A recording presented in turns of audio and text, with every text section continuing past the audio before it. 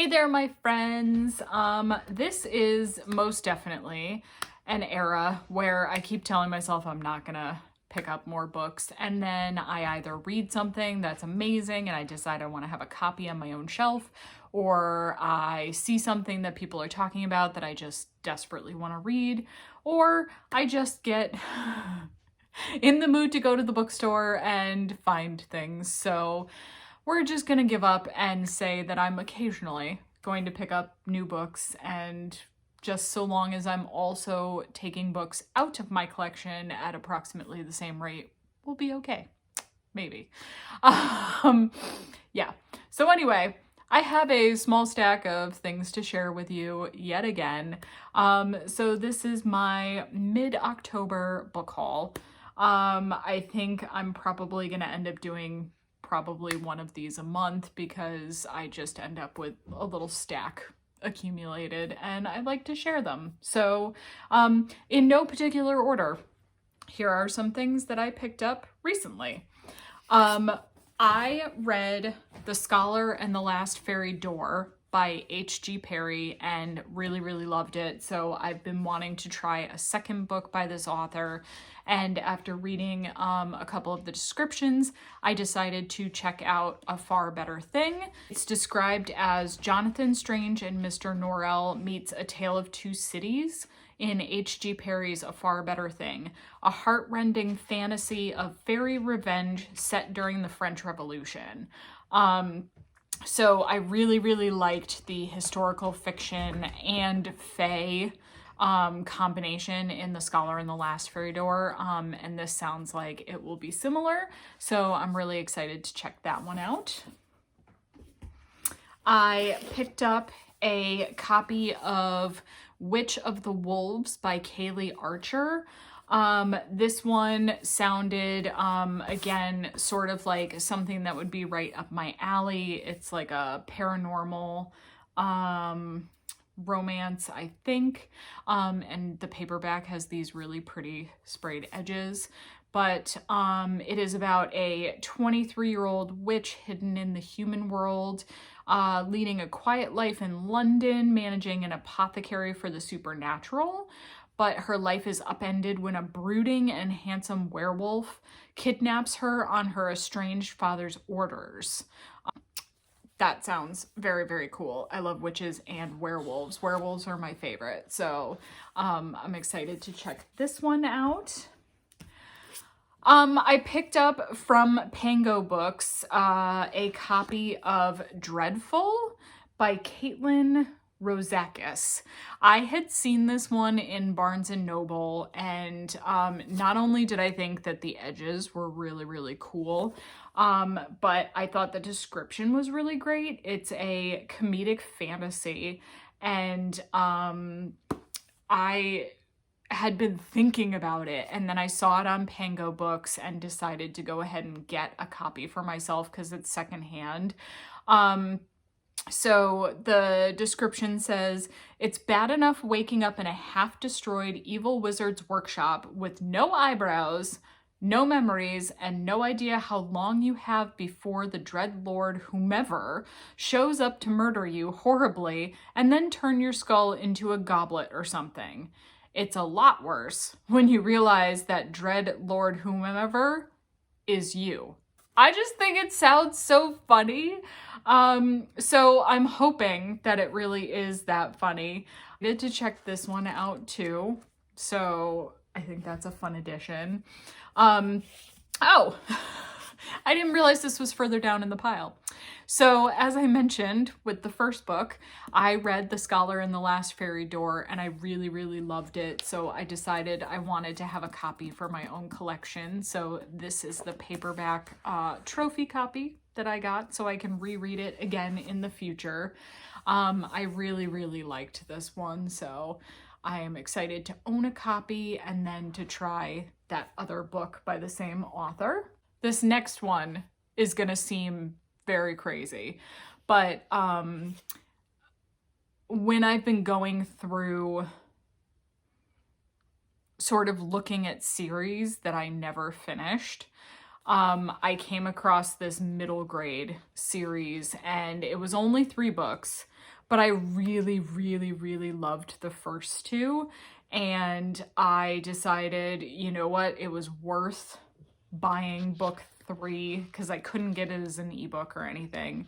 But I decided to go ahead and grab this one so I can just finish the series because I really, really liked it. So this one is The Expeditioners and the Lost City of Maps. And I actually met S.S. Taylor and the illustrator Catherine Roy at the book expo when the first book was coming out. And I really, really, like I said, loved this series. I just thought they were so great. I don't know how I never read book 3, so I am excited to read this one, and then depending on, no, not even depending on, I'm probably going to end up buying the paperbacks of books 1 and 2 and then gifting all 3 of them to my niece, who is 10, after I read this one, because I think she's just about the right age to get into these. So,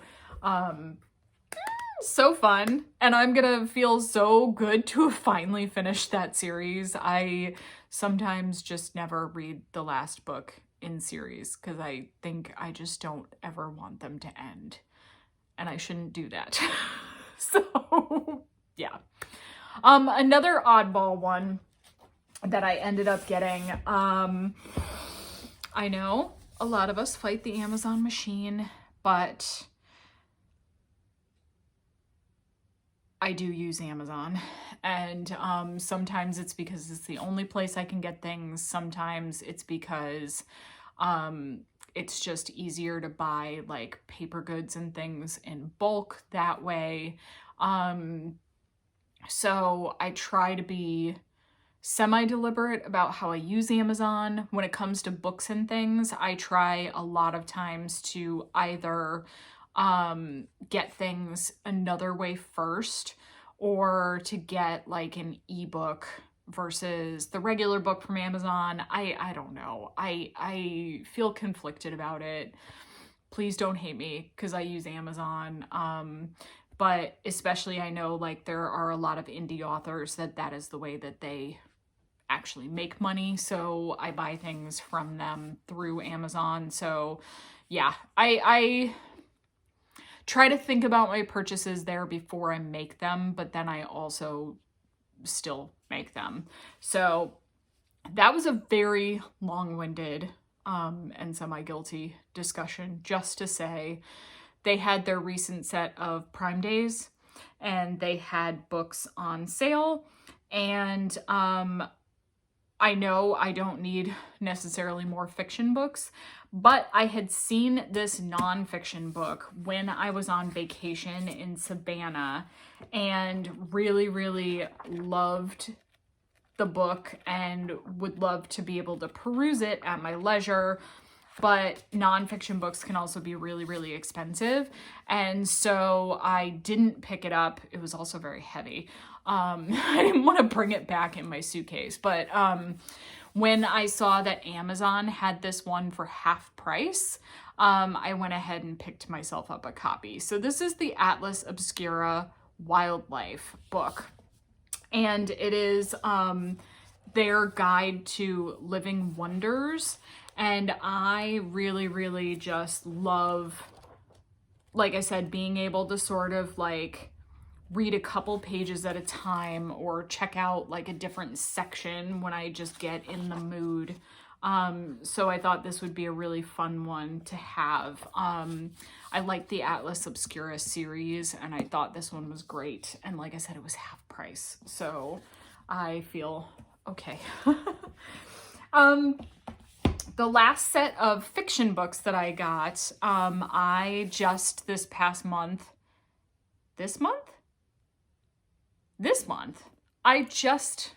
last week. Oh my God, what day is it? What time is it? I read this one last week. So I read What the River Knows by Isabel Ibanez. and I really, really liked this one. It really is like a YA The Mummy, with hints of Agatha Christie, and I really thought that was such a fun vibe. And so I ended up picking up off of Pango Books. This is the Barnes & Noble edition because I loved the artwork. And the person that I purchased it from also had the second book, so I got the set. And it's Where the Library Hides. And so I'm really excited to read this one. And God, look at the artwork. It's so beautiful. So I have seen mixed reviews of book 2. Apparently a lot of people really, really loved book 1, but there's like unhappiness about events in book 2. So I'm a little nervous about that, but I also still really, really want to read it because the first one was so fun and I want to sort of judge for myself. So we'll check that out. I'm hoping not too long from now. I'm also trying, when I read series now, to not let it go so long between books if I can help it, because as I mentioned, I have a problem sometimes circling back to series or finishing the last one or whatever the case may be. So we're gonna try and do better, and if we start a series, continue the series more quickly. But I also tend to read a lot of series books, so it's hard to, there's a lot of series to go back and finish, so it's just going to be an ongoing project. Like, the last thing that I wanted to share was I got one of the Novelly Yours 2026 reading tracker journals for next year. I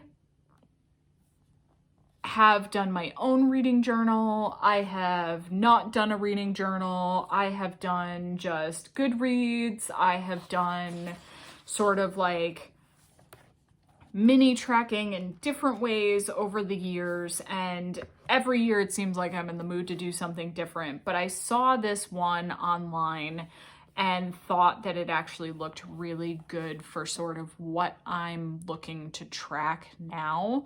So I thought I would give it a shot. It's got a place for new releases.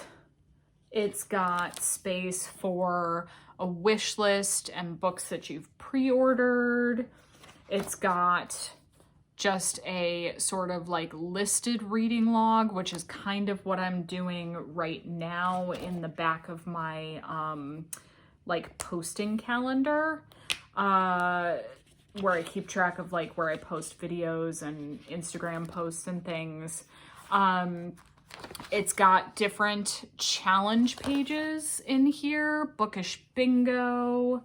I don't know how many of those I'll use, but it might be fun to try.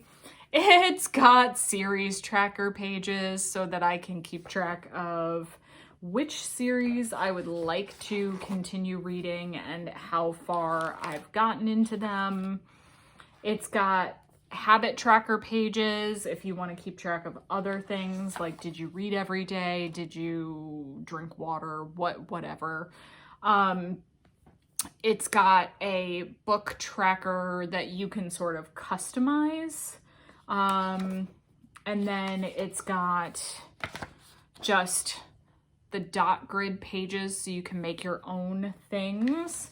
And then it has like a calendar page for each month, which I thought I could use for my posting stuff. And then in the month, it's got reading stat pages so that you can keep track of like the individual book, how long it took you to read, if you DNF'd anything that month, if you got new books that month, there's book haul pages, stats for the month, so your favorites and what types of books you read, etc. Again, there's different styles of ways that you can track so you can decide sort of what you liked.